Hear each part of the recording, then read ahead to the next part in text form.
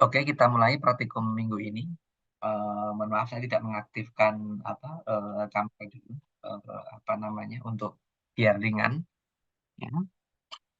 Em, seperti biasa bagi yang mengalami kendala dalam proses QR, ya, silakan jangan lupa untuk segera nanti screenshot lalu melapor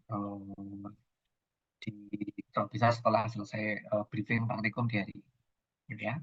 Praktikum hari ini itu kebetulan bisa dilaksanakan secara online dengan nyaman. Kita tidak perlu menggunakan apa namanya eh, GPS, geodetik, dan atau alat-alat lain yang ada di kampus ya, sehingga bisa pakai handphone masing-masing.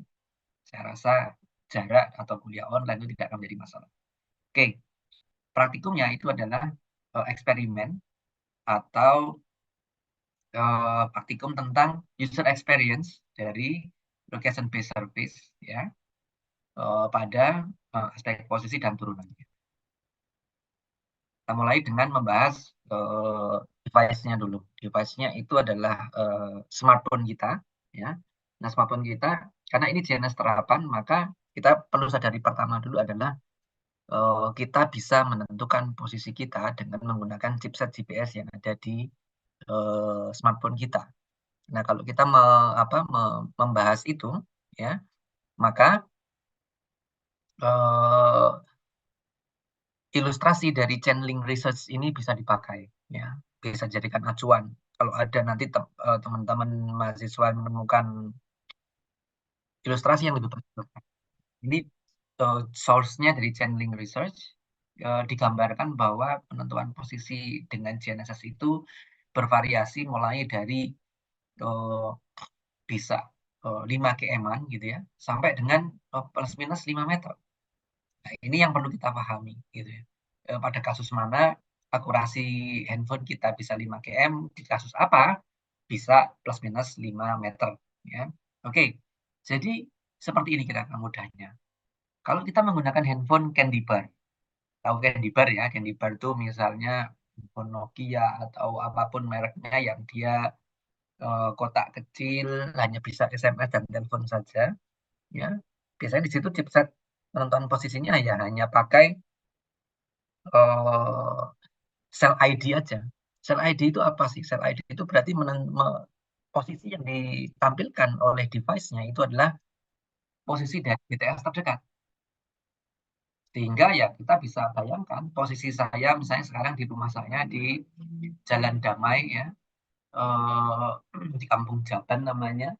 Kemudian kalau saya menentukan posisi menggunakan ini BTS ya, sel ID, maka ya BTS terdekatnya di mana gitu. Atau kalau misalnya ilustrasi paling mudahnya kalau kalian ada di kampus gitu ya. Kan ada di kampus, terus kemudian BTS terdekatnya itu ada di misalnya pertengahan daerah Pogong sana. Ya berarti posisi kalian akan terdefinisi berada di Pogong. Ya seperti itu karena pakai sel ID ya.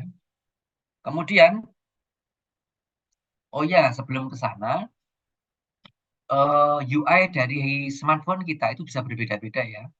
Oke, bahwa operating sistemnya pakai Android, tapi UI kan dikembangkan oleh masing-masing dari smartphone ya, produsen smartphone. Untuk yang mungkin masih belum familiar dengan istilah UI itu user interface ya. Contohnya misalnya saya punya dua handphone, satu Mi 8, satunya Infinix Note 30 Pro. UI-nya beda banget gitu ya. Sehingga ini contohnya yang saya screenshot di sebelah sini. Ini adalah UI dari Mi 8. UI kalian bisa sama, mungkin bisa berbeda ya. Silakan dicek sendiri. Nah, kalau wireless location ya, wireless location itu biasanya disebut sebagai battery saving mode. Itu di beberapa smartphone seperti itu ya, atau wireless location seperti itu. Kalau di tempat saya battery saving ini use Wi-Fi, Bluetooth, or mobile networks to determine locations. Ya. Sementara kalau dipilih device only ini justru malah nggak pakai BTS, dia benar-benar murni pakai chipset GPS yang ada di handphone kita, gitu ya. Saya tulisannya use GPS to determine locations. Sementara ada juga high accuracy yang dia itu menggabungkan antara GPS, kemudian Wi-Fi, Bluetooth, dan penentuan posisi dari BTS terdekat itu dicampur jadi satu. Ya. Nah, ada perbedaan terminologi yang perlu kalian pahami. Kalau high accuracy itu berarti mengacu ke AGPS atau Assisted GPS. Sehingga kalau dilihat dari lingkaran paling luar yang warna hijau, sel ID ini adalah koordinat dari BTS-nya, dimanapun lokasi device kita, ya, maka posisinya kan BTS terdekatnya di mana. Sel ID plus TA, ya, sel ID plus TA itu lebih baik, bisa sampai akurasi 500 meter, ya.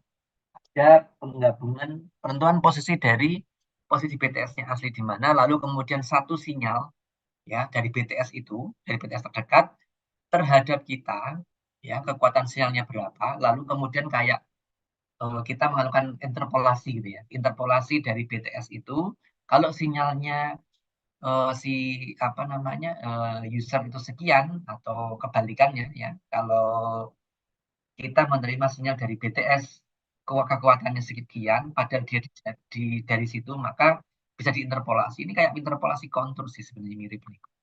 Ya, jadi titiknya berapa nilainya, lalu kita berada pada kekuatan sinyal berapa, itu akan menjadi jarak. Jadi jarak sekian dari BTS terdekat.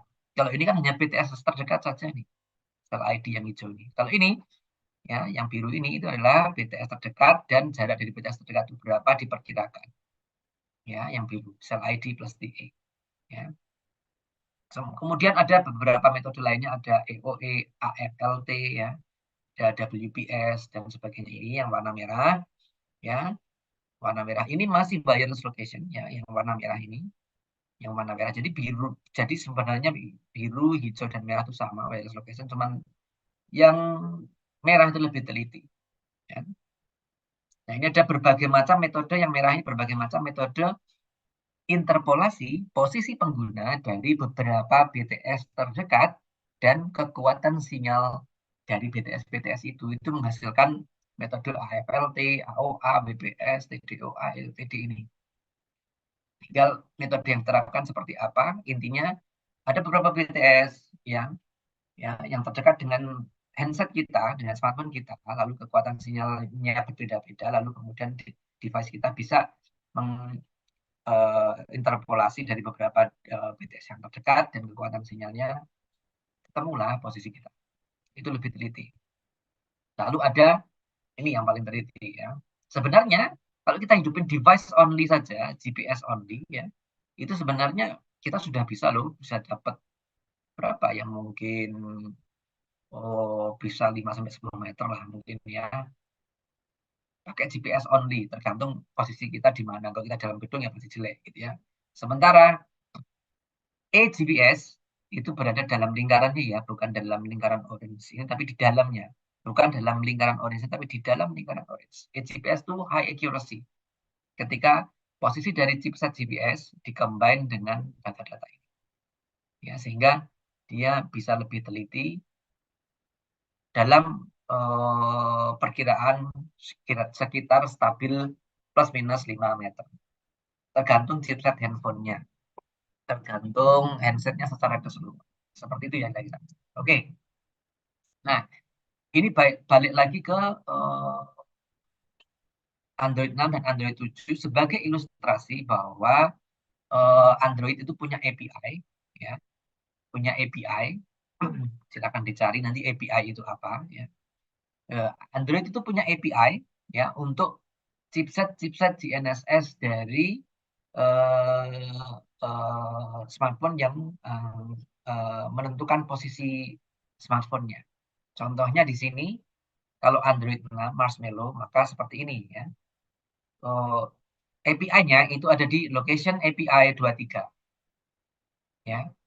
Datanya isinya apa? Ada contohnya nih, ada GPS satellite itu yang berisi data azimut, elevasi, dan seterusnya.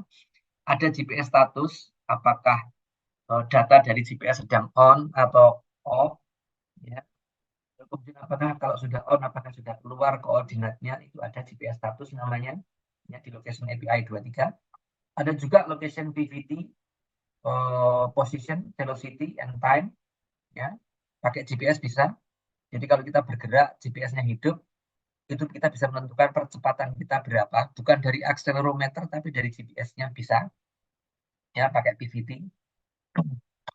Kemudian ada juga namanya NMEA listener, ya. Ini format data dari chipsetnya, ya, yang mulai dari time tag-nya, jam berapa data itu keluar, koordinatnya berapa, tipe koordinatnya apa, apakah absolute positioning, apakah RTK, ya, dan sebagainya itu ada di NMEA listener, ya. Ini bisa keluar dari chipsetnya, misalnya kita pakai Qualcomm sekian sekian sekian di handphone kita. Maka big data ini bisa keluar dari chipset Qualcomm-nya, disediakan kepada Android 6-nya menggunakan aturan Location API 23. Gitu. Gitu ya. Nah, mulai Android 7 agak berbeda nih. Ya. Setelah Nougat ke sini itu agak berbeda. Dia lebih detail ya. Dia lebih detail. Sebenarnya yang ini mirip ya. GPS satellite, GPS status, location, ya, termasuk NMEA listener itu dia mirip di sini. Bedanya cuman setelah Android 7 Nougat ke seri yang lebih baru, sekarang udah Android berapa, 13 mungkin ya, eh, dia bisa mengenerate pseudo range-nya, sehingga ini seperti GPS geodetik, ya, kita bisa mengambil fasenya, bisa dibuat format data aslinya seperti apa, bisa di-convert menjadi renex, bisa kita olah pakai software. Mau nyoba silakan, bisa, ya. Kalian bisa install contohnya nama softwarenya itu Geo++ Renex Logger gitu. Itu bisa, ya, bisa kita download data dari handphone kita, ya, tergantung chipsetnya ya, bagusnya seperti apa nanti. Bisa diolah pakai software Pak, bisa, ya. Ada silakan googling juga, ada beberapa referensi atau rekomendasi software yang bisa digunakan untuk mengolah data Renex dari Android kita masing-masing. Seperti itu. Kemudian ini penjelasan lebih detail tentang perbedaan antara eh, ini yang wireless location yang merah, apa bedanya metode AOA, TDOA, TOA, kemudian ada EOTD dan FLT, bedanya apa, ya. Sepertinya ini arah sinyal saja nih berbedanya, ya. Seperti ini, apakah dari handphone kepada BTS atau BTS kepada handphone, ya. Prinsipnya trilaterasi sih. Jadi ketika ada kekuatan sinyal itu bisa diestimasi jaraknya berapa terhadap BTS. Kalau kita menggunakan beberapa BTS terdekat, maka kita punya beberapa jarak estimasi terhadap BTS-BTS itu, lalu kita bisa mengestimasi posisi kita.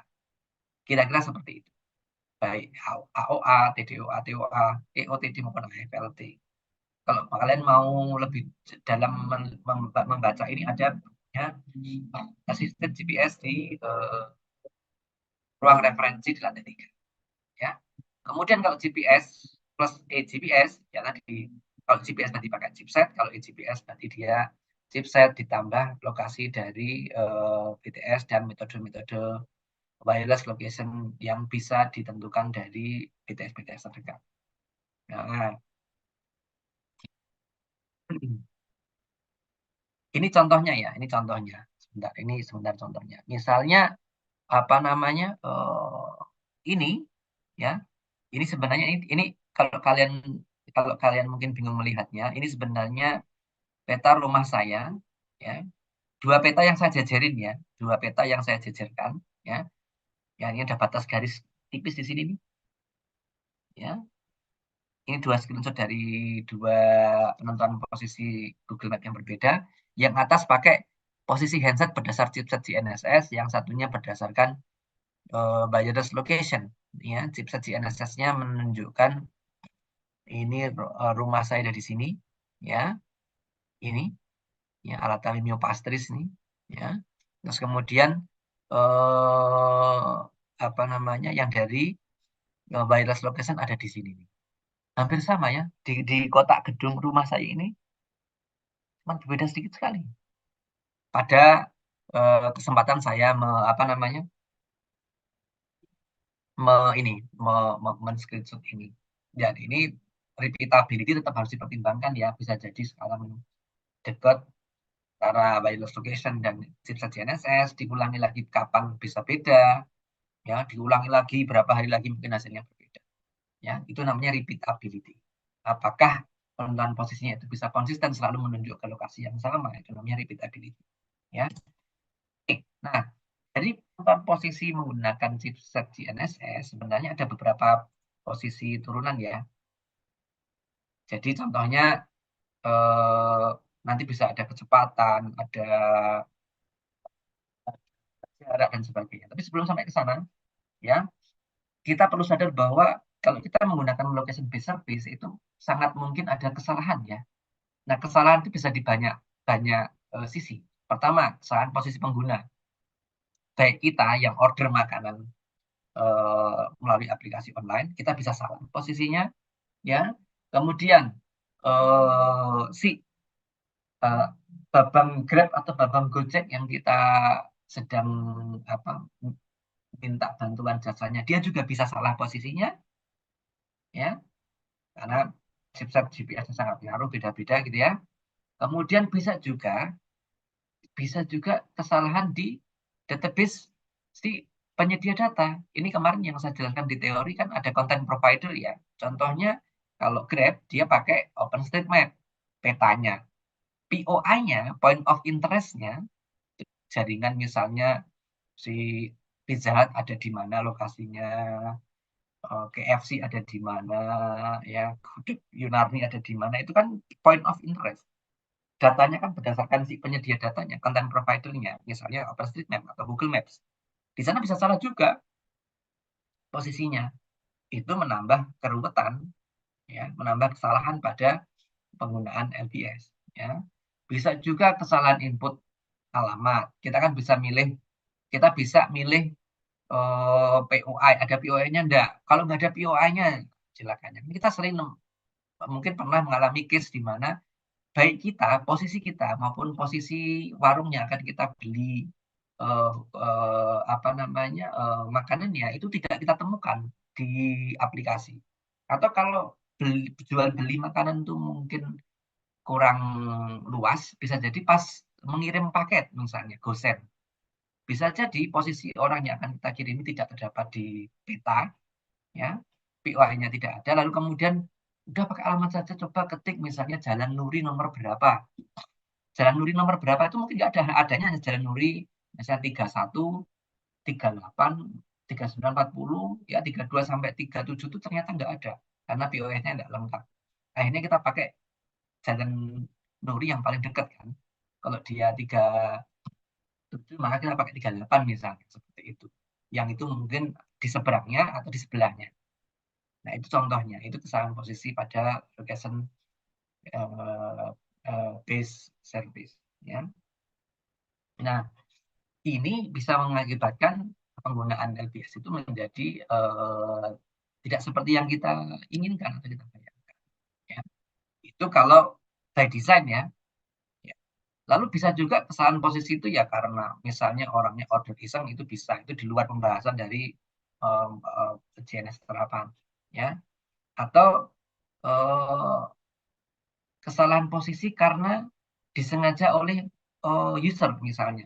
Kita tahu bahwa eh, mitra-mitra Gojek atau Grab, ya, abang-abang driver itu, mereka bisa loh mengedit posisi mereka, ya, ya, sehingga seolah-olah mereka tampak sedang ngetem di kampus, misalnya ya di sekitar kampus. Padahal mungkin mereka sedang eh, apa ya beristirahat di kosannya misalnya atau di rumahnya di Pogung misalnya orang-orang Pogung yang jadi driver. Mereka bisa kok ngedit posisi mereka supaya dekat dengan kita sebagai pengguna sehingga ketika aplikasi sedang mencari driver, dia akan mencarikan yang dekat dengan kita sebagai user. Oh, ada user nih di sini, ada driver di sini nih. Padahal posisi asli drivernya ada di situ, ya. Karena pakai aplikasi dan aplikasi fake GPS itu memalsukan posisi GPS itu banyak sekali, tidak susah juga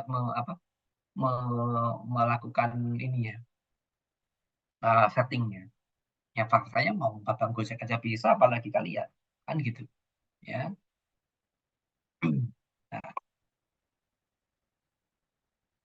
Nah, kemudian dari posisi dengan menggunakan citra GPS ya, yang ada di handphone kita sebenarnya banyak informasi turunan ya. Contohnya misalnya ada perkiraan biaya, itu sebenarnya informasi turunan ya. Ya misalnya kan berdasarkan jarak dari user, ongkos kirim itu kan di di apa namanya, di generate dari dua posisi yang berbeda ya. Posisi si orang yang order dan posisi toko itu. Contohnya saya beli gudeg dari Yunarni Jalan Magelang misalnya. Jaraknya berapa kan, biaya layanannya, biaya servisnya kan di generate dari situ ya. Sehingga sebenarnya posisi GPS kita atau POI kita atau posisi GPS si eh, warung yang kita tuju ya, atau POI dari warung yang kita tuju itu menentukan harganya. Itu sebenarnya posisi informasi turunan dari fungsi posisi sebenarnya ya. Termasuk perkiraan biaya kirim belanja online itu juga iya ya. Perkiraan lama tunggu ya itu juga iya, walaupun di sana ada tambahan ya. Jadi contohnya kalau kita order apa itu mie yang paling heboh itu apa sih namanya? Gacuan misalnya. Itu di samping posisi kita di mana, kemudian posisi gacuan terdekat ada di mana, di sana ada semacam apa ya, offset menit ya yang ditambahkan. Sepertinya apa namanya, ini adalah bagian dari data-data yang sudah diamati oleh beberapa alumni kita yang kerja di Grab maupun di Gojek. Ketika user itu lama atau driver itu lama di warungnya itu, berapa lama dia ada di situ, kemudian mungkin ratanya driver apa stationary diam di gerai itu kemudian di generate sebagai waktu tambahan kepada waktu yang diperlukan oleh driver untuk mengantar makanannya dari gerainya ke kita, ditambahkan waktu tunggu itu. Mungkin rata paling mudah ada 1.000 driver pada kurun waktu tertentu, rata-rata tunggunya berapa, itu ditambahkan pada waktu pengiriman dari dua titik antara kita dan gerainya. Misalnya seperti itu. Ya, itu ilustrasi saya banyak pakai Gojek dan Grab ya, yang mungkin sehari-hari kalian pakai. Coba kita pakai geser dikit nih ke Google Maps misalnya, ya. Kalau Google Maps misalnya, bagaimana Google Maps bisa memperkirakan estimated time of arrival? Kalau saya berangkat dari sini jam 9 sampai di kampus jam berapa? Rata-rata misalnya kalau pakai mobil 20 menit, kalau pakai motor ada 12, 13, 14, 15 menit gitu ya. Bagaimana itu bisa diperkirakan? Ya, pastinya ya itu adalah jarak antara saya dan si apa POI-nya kampus. Apa yang ditambahkan dari jarak itu? Jarak dan jalur saya lewat mana? Apa yang bisa ditambahkan? Traffic. Traffic ini eh, apa namanya? Google secara kontinu mengenerate ya. eh, Lalu lintas biasanya melalui jalan apa namanya? Lalu lintas biasanya melalui jalan ini. Palagan misalnya, saya sering berangkat lewat situ misalnya. Dari rumah saya di Jalan Damai. Dia punya, oh lalu lintasnya biasanya segini. Dan itu enggak data yang mati ya, data itu dinamis, jadi mungkin per beberapa waktu dia akan update traffic di ruas jalan yang saya lewati itu, yang kalian lewati juga. Ya. Kemudian bisa juga contohnya perkiraan-perkiraan yang dilakukan oleh software atau aplikasi pada kasus tracking saat kita olahraga. Ada jarak, elevation gain, ya, elevation loss, ya, downhill-nya berapa, uphill-nya berapa, itu semuanya informasi turunan dari posisi, ya, dan sebagainya. Nah, arti penting posisi sudah kita ketahui akhirnya ya. Apakah apa namanya eh, posisi dari POI, dari pengguna, dari mitra aplikasi tepat atau tidak. Kalau di situ nggak tepat, maka ya berarti informasi turunnya tidak tepat. Bisa rating penilaian user terhadap layanan web jadi menurun. Itu bisa kepada drivernya, bisa kepada gerainya, dan sebagainya. Ya. Atau nggak tahu kalau dari user dari driver ke kita sih kayaknya nggak ada ya. Kemudian user berpindah layanan dan sebagainya. Sehingga sebenarnya mengapa selalu ada data scientist di Grab, di Gojek, dan aplikasi ini ada alumni-alumni kita yang kerja di sana. Kenapa? Ya mereka sendiri kan mencoba mempertahankan performance mereka. Kalau mereka ngasih informasi turunan, eh, misalnya kita pakai Grab ya kan dia nggak lagi pakai anu jarak berapa tapi sekian menit dari sekarang misalnya. Itu semua kan di-generate oleh sistem. Itu yang mereka coba maintain sebisa mungkin apa ya seakurat mungkin. Atau bahkan ada trik tertentu sepertinya akhir-akhir ini aplikasi mencenderung mengestimasi jaraknya berapa, perlu berapa waktu lama mengantar, terus digerak itu berapa lama rata rata menunggunya berapa drivernya. Misalnya ketemu 17 menit, maka mereka kasih 20 menit sebenarnya. Langsung diinformasikan di awal ketika kita pesan makanan itu 20 menit dari sekarang. Lalu mereka tahu bahwa sebenarnya rata-ratanya 17 menit nih. Begitu driver sampai di rumah kita, lalu muncul apa namanya pop up window, wush, driver datang 3 menit lebih cepat dari perkiraan. Kita tertipu, gitu misalnya. Sebenarnya memang 17 menit kok perkiraannya, tapi dari awal mereka informasikan 20. Supaya tadi kalau sampai 20 menit ada terjadi sesuatu yang memakan waktu 1, 2, atau 3 menit, mereka tetap aman. Kalau tetap bisa diantar dalam 17 menit, mereka akan mengunculkan pop-up window. Push, lebih cepat dari perkiraan. Nah, itu ternyata tipuan. Cara aplikasi apa ya, mengelabui konsumen supaya tetap merasa nyaman menggunakan aplikasinya. Misalnya seperti itu. Dan itu sah-sah saja ya. Gitu. Ini kan bermain dengan psikologi pengguna soalnya. Oke, kira-kira seperti itu. Nah, dalam konteks kita mau melakukan apa ya penelitian sederhana, eksperimen, ada dua cara umum yang bisa kita gunakan. Silakan pilih apapun aplikasinya. Kita bisa melakukan dua hal. Lakukan salah satu boleh, lakukan dua-duanya boleh. Ya, kalau kalian mau belajar menganalisis apa user experience misalnya, contohnya dari aplikasi LBS yang ada di handphone. Misalnya data primer berdasar penggunaan app atau observasi lapangan misalnya. Ini kan eksperimen murni ya. Jadi misalnya kayak seberapa akurat sih Strava. Nah, bisa kita mengumpulkan data seberapa akurat Strava itu dengan cara gini misalnya. eh, Kalian perlu mendesain penelitiannya. Misalnya sekelompok 11 misalnya. Kalian terdiri atas 4 orang atau 5 orang. Lalu kemudian device-nya sama-sama install Strava. Sama-sama supaya parameternya tidak banyak berbeda ya. Gitu misalnya mudahnya pas sama-sama di Jogja ya. Kemudian eh, melakukan tracking di jogging tracknya Fakultas Teknik misalnya. Rutenya sama ya. Kalian juga bareng-bareng jalan muternya. Sama-sama pakai Strava. Yang di sini yang kita lihat adalah misalnya device-nya. Jadi misalnya apa performances of Strava across devices misalnya. Ada yang pakai iPhone, ada yang pakai misalnya apa namanya S24 Ultra misalnya, ada yang pakai Infinix Note 30 Pro, ada yang pakai Redmi 13C misalnya ya. Nah, kalian bisa uh, come up with apa namanya conclusions. Ternyata Strava itu performance-nya bervariasi, sangat dipengaruhi oleh devices yang digunakan.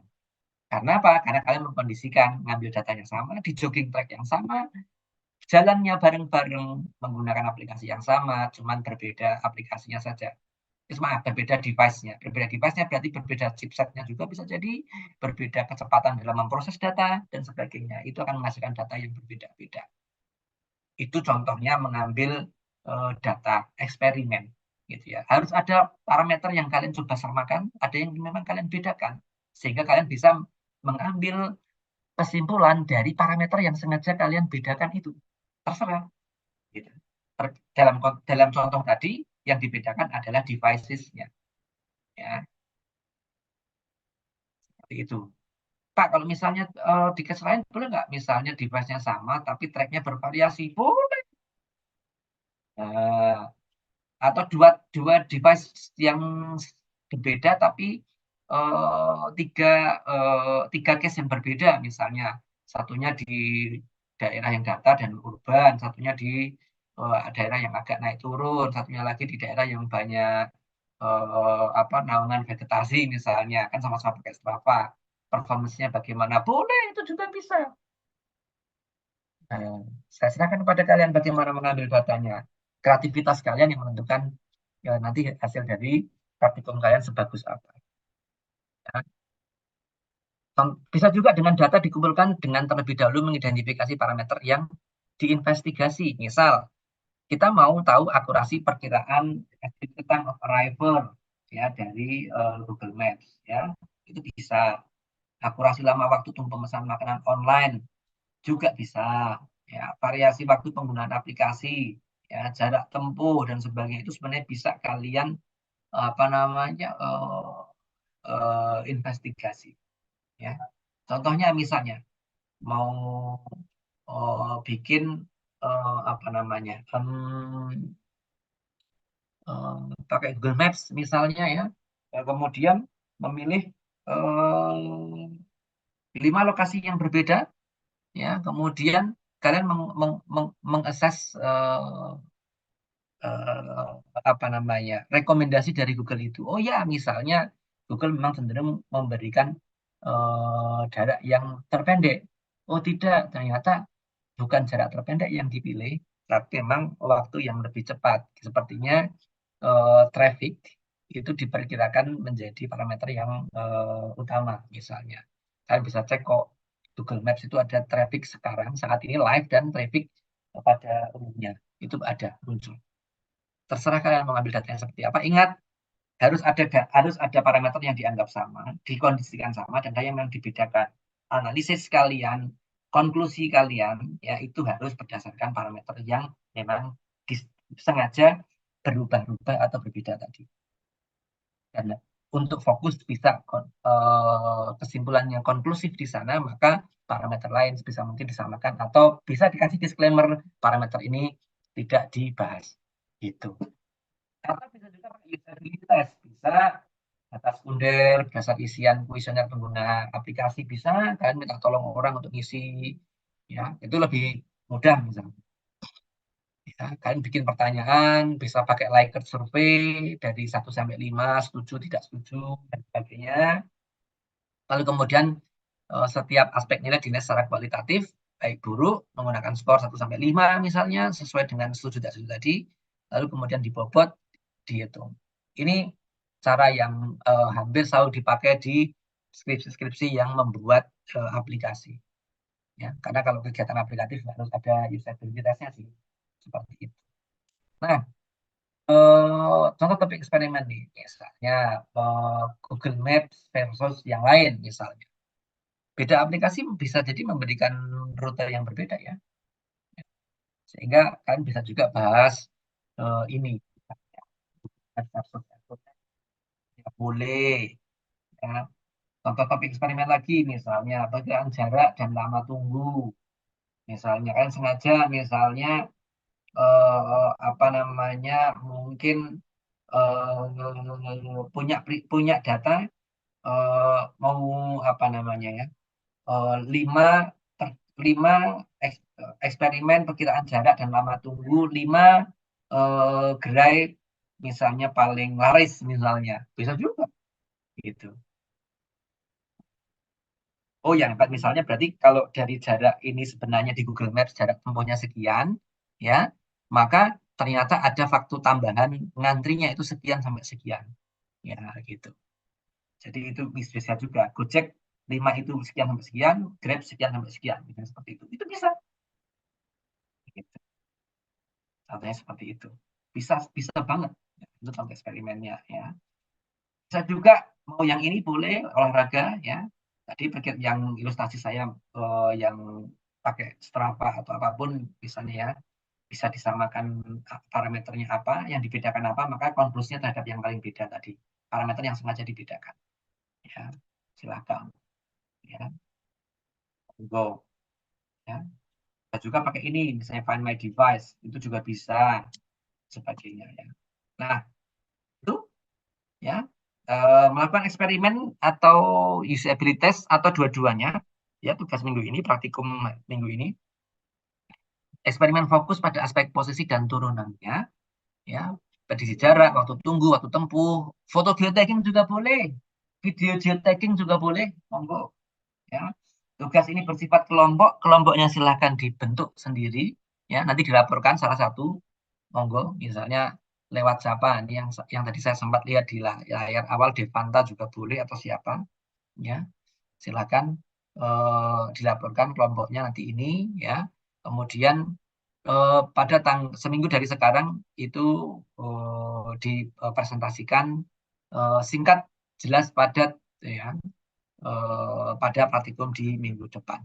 Kira-kira seperti itu praktikum untuk minggu ini ya, briefingnya. Jika ada pertanyaan saya persilakan.